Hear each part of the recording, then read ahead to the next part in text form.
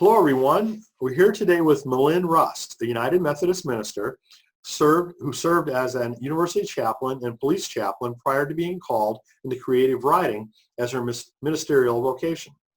In her work, she explores spiritual connections within our stories that nurture the good in ourselves and others. Melynne's first book, Common Spaces Between Us, which was just recently released, narrates her experience as a college chaplain, discovering her own biases as she seeks to connect with students. Melynne lives on a barrier island off the east coast of Florida, where she enjoys walking in windy weather with her black lab, River. So today we're going to talk about that book. So Melynne, thanks for joining us.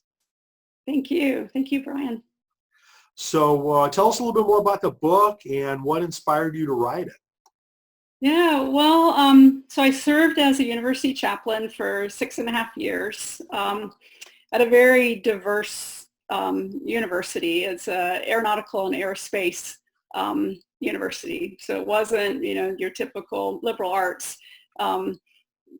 Students were very, very focused. And I just had a lot of intense experiences there. I think being a chaplain, you can have intense experiences anyway, by the nature of the work, but just a lot of different experiences that stayed with me, that I just wrestled with and kind of felt like, I needed to, it didn't start out as a book, that I just needed to write about these experiences to kind of process them, and then that eventually led to me writing the book. Well, it sounds very interesting. What are the key questions that are at the heart of the book?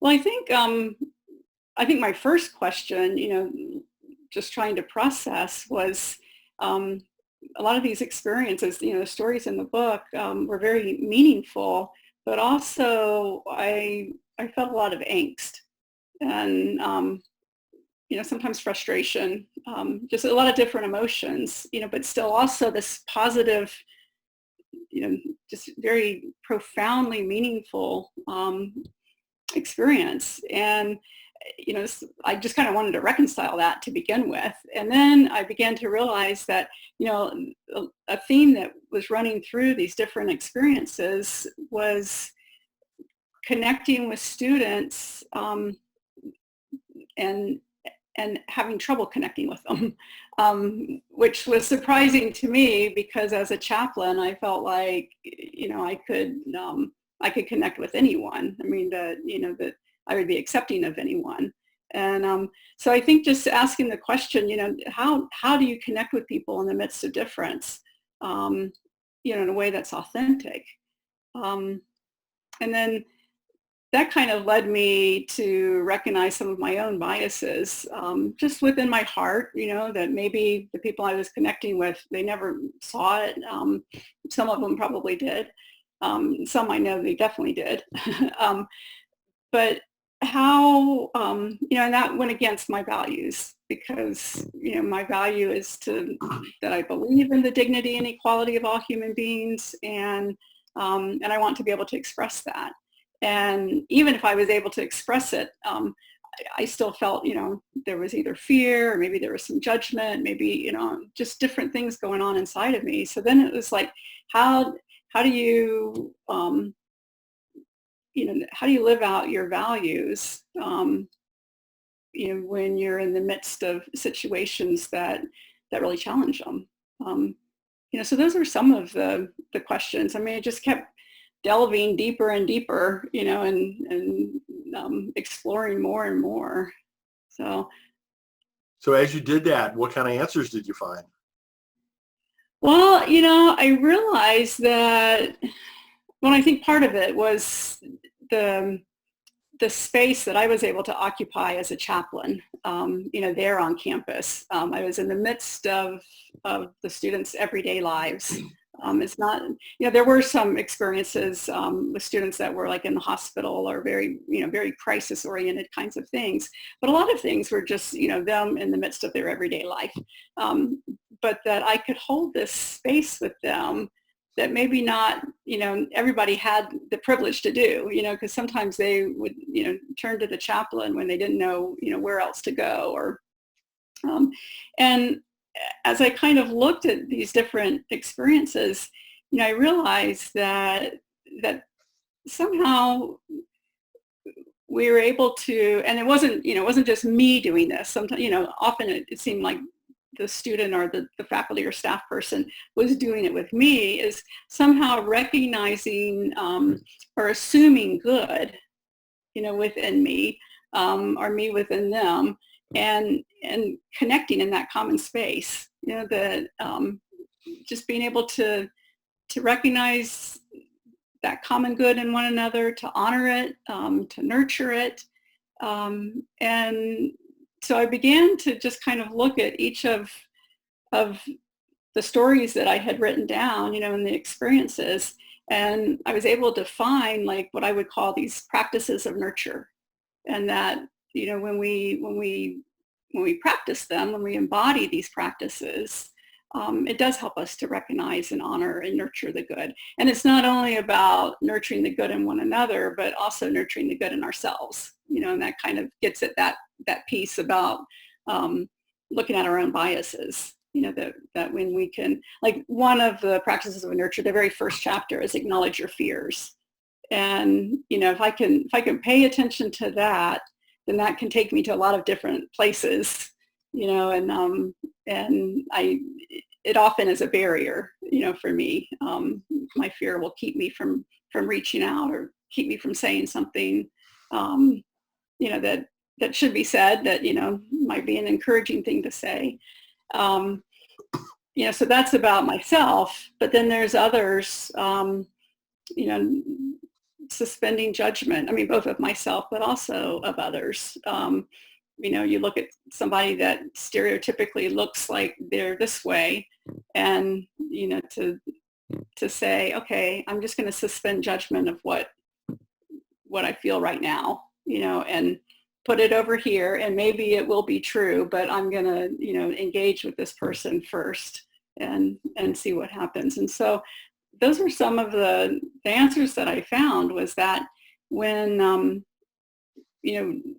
we did that kind of thing with each other, whether it's intentionally or just happened because, a student needed help or I needed help helping them, that we were able to connect, in ways that were life-giving, so that's kind of, Cool. yeah. So why do you feel that this book is particularly timely right now? Well, I was thinking it was timely when it came out. And but now I think it's a different kind of timely. When it came out in January, we were kind of in the middle of the Democratic, the primaries. That was focused more on the Democratic candidates, but there was a lot of tension, and there has been a lot of tension. And I think just that time highlighted a lot of our differences. And then that kind of seemed to go away, when the pandemic swooped in. And I kind of have thought about my book as being more about connecting with others in the mix of what I might call big differences or big social differences, religion, the sexual identity, mental health, gender, those kinds of things. But what I'm realizing now, and of course, we still have, the differences are still there, socially, societally, but that I think it's a very timely book for differences just between, you and who you live with right now. And especially if you're still in the stay-at-home orders, that might not be going so well, and that husbands and wives, mothers and fathers, siblings, your neighbor down the street, not that I would call those little differences, but more on the individual scale, that this book is just as timely for those kinds of differences. And I think when it was first released, I didn't necessarily appreciate that, the timeliness for that as much as I was looking at the larger differences. Interesting.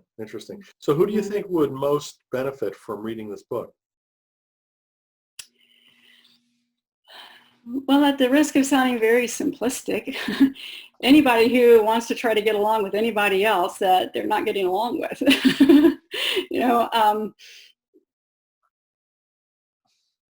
but I mean, I think in positive ways, like when I thought about this question, back when I was writing proposals, I thought I naturally went to the college campus, and I thought, well, the roommates that come from different religions, and they really do want to work together to understand each other, and so the Muslim and the Christian, or, even they get together and they've formed a good friendship and they want to start something on campus, to promote interfaith friendships.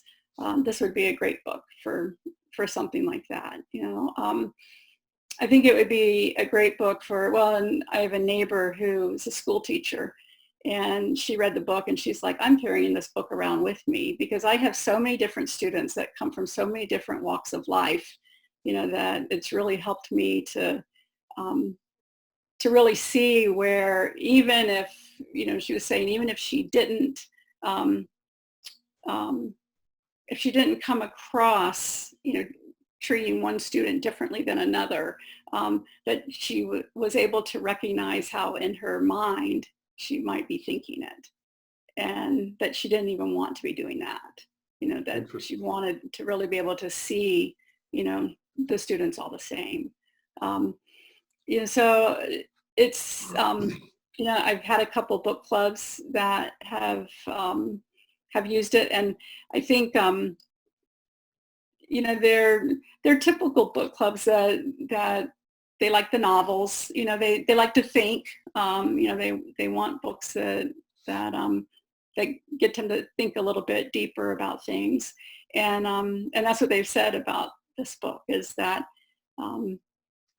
things that they might not have even thought about in terms of either their relationships, personal relationships, or social relationships at church, to the bigger differences, political difference, religious difference. There's a chapter in there about honoring our spiritual connection, and a conversation that I have with a professor who's atheist, and but that he's still spiritual. And so that was kind of eye-opening for some of the ladies in this one book club, that oh, okay, that I know I want to be, respectful of people who believe differently than me, but I wasn't always sure that atheists were included in that. I didn't think about that before, so it really, I think is good for anyone who wants to work at, being able to connect with people, no matter what the difference is. Very cool. Sounds very interesting. So how can people find out more about this book if they're interested? What's your domain name for your website?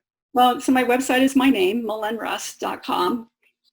So information is on there, and the different places where it can be found. It's on Amazon. Because I'm United Methodist, Cokesbury is the bookstore, that a lot of United Methodist materials go through. So they carry it, and for like church groups that might want to use it, that have an account with Cokesbury, Barnes and Noble, the publisher is Whitfenstock, so it's available there too. So most of the different places that you would typically look for a book, and it's available on Kindle as well. Excellent. So Melynne, it sounds like a really interesting book, and I really wish you the best luck with it, and thank you for sharing information about it for our audience. Thank you, Brian. I really appreciate it. I appreciate the opportunity.